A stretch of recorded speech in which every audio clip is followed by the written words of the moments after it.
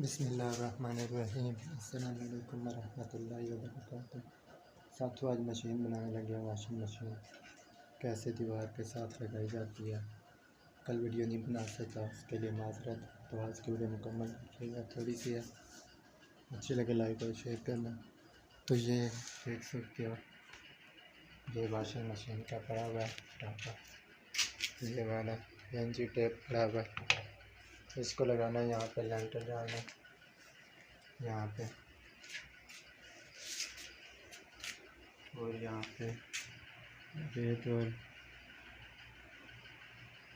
ये मैंने ला के रखी है रेत और बजरी। इसके नीचे रेत है, ऊपर बजरी है, और उधर सीमेंट भी आया पड़ा, ये कार के लिए।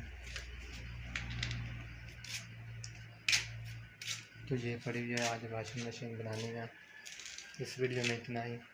जब ये बन जाएगी फिर नई वीडियो में मुलाकात होगी, तब तक के लिए इजाज़त देना।